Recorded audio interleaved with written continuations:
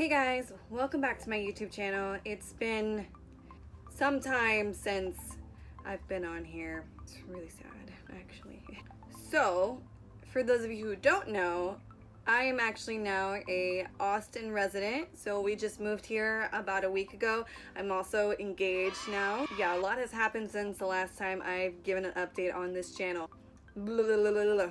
What I'm going to be talking about today is I'm going to share with all of you how we refurbed this fabulous trailer within a couple of months. So our trailer was actually gifted to us by my fiance's mom and stepdad, and we're very grateful to have them gift this to us because this is our new home. So it took us about 2 months, 3 months to refurb this trailer. We were only able to do it on the weekends, obviously, because I was working and Ty was working, so we were only able to work on the weekends. And I just want to say that I wouldn't have been able to do any of this stuff on my own, completely on my own. Even me and Ty together, we wouldn't have been able to do it by ourselves. We did have my parents to help us, who were also very handy and do a lot of do-it-yourself projects. So it turned out to be a pretty easy project, a little bit stressful because we were kind of worried about the time frame of the project, but it worked out for the most part. Let me go ahead and get started. We decided to start with paint, and everyone knows that painting is the worst thing ever. So I hate to paint, and I especially hate to paint now that we had spent all of this time painting. So it was not very fun. We used quite a few different types of paints because there is a lot of different surfaces in a trailer that paint doesn't actually adhere to. Didn't really think it was going to affect us too much, and it ended up affecting us a lot. We used Rust-Oleum countertop paint in the color putty and pewter, which I accidentally ended up getting the wrong color, so that's why we used 2 different colors. And as you can see, the colors are actually very similar. We ended up using I believe the putty color on our table and on our furniture that's already built into the trailer. We also used a different color on the countertops and the countertops in the bedroom as well. So this stuff is actually amazing. It adhered very well to all the faux wood. So it was very useful, and I wish we would have known about it beforehand because we would have painted the walls on that, but we did not. We did actually end up painting the walls in the bathroom with this Rust-Oleum countertop paint. We painted the cabinets and the fridge with a chalk paint. We used Rust-Oleum chalk paint and linen white. We did need to use an extra coat. For us, we used like 2 or 3 coats. We went through like 3 different cans of chalk paint. It wasn't a lot of fun. The third type of paint that we used was Behr marquee paint, the interior in satin enamel, and we just got it in the basic white color that it came in, and we used this on the wallpaper section of the wall, and I tried to use it on the faux wood section of the wall too, because the top part was wallpaper and then the bottom part was faux wood. I spent 3 hours painting this section in the bedroom, and it just peeled completely off like a balloon. Saran wrap, literally it just peeled right off. So my 3 hours of work was useless. This one says that it includes a primer, and I'm sure it does include a primer. If we would have done a primer beforehand, then we wouldn't have had that issue of it peeling off. The part with the wallpaper, so which is this whole area right next to me, was covered in wallpaper, and we used the Behr marquee paint to paint over that. And then the bottom half of the walls we ended up covering in wainscot. So paneling in those areas, as you can see in the video, we just went to Home Depot, guys.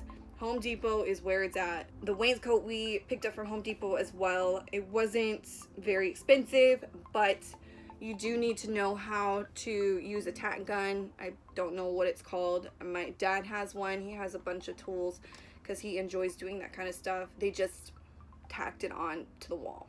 It was pretty cool to watch, and I didn't participate. Anyways, so we finished the wainscot, and it looked incredible. So much better than the paint, obviously, because the paint was just ripping off of the walls and it was a nightmare. In the bedroom, so behind me, you can see I bought this contact paper. I honestly don't remember I remember it was like 40 bucks. So kind of a little expensive, but it was very easy to apply. My mom and myself did that back there. It was mainly her who did it. Super easy. It was just the white brick contact paper that we stuck on there. In the kitchen, we ended up using a peel and stick backsplash, so it was very easy to apply for the most part until you got to the corners and you had to kind of get a razor blade and cut them out. And as you can see, we didn't get to finish it because I had to order it online through Home Depot. This backsplash is in smoky glass. It's a peel and stick backsplash by Wall Pops. So about $25 a sheet, and this was 2 sheets, so we needed to get another sheet or another set or whatever of backsplash for that.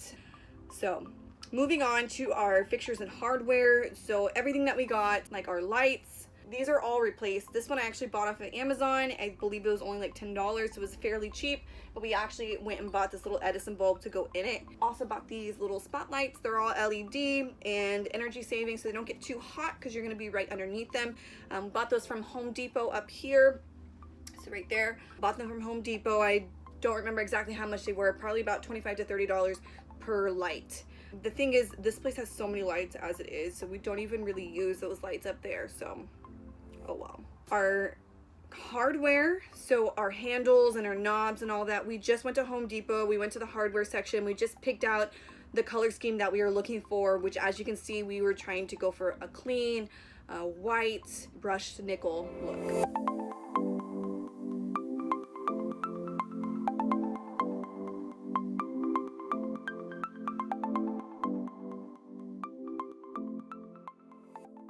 Lastly, we did the flooring. So the flooring was the completely last thing we did with refurbishing this trailer, because when we were painting, we just did not give a shit if we dropped paint on the floor, because we figured, you know, we're just going to be covering it up anyways with new flooring. The flooring that we got was fairly easy to apply for the most part until you got to those angles where you had to cut them out. That took us the longest amount of time. These are Traffic Master peel and stick vinyl flooring.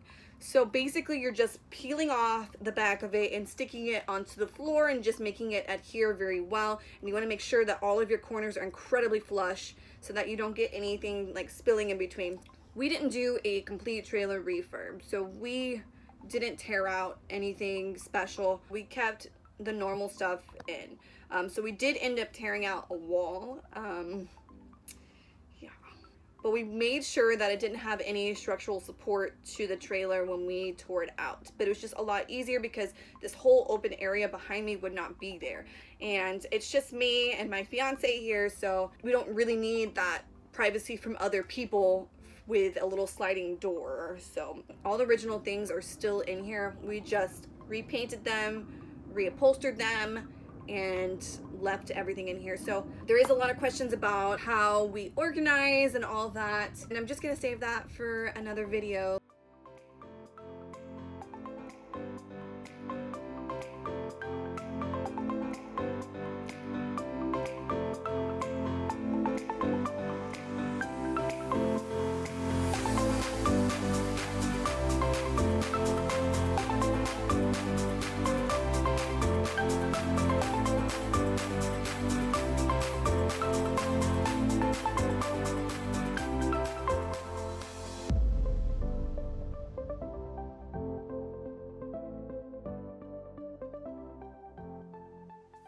If you like this video, give it a thumbs up. Please comment, like, and subscribe because it really supports my channel. And if you have any questions, just let me know. So I'll be back.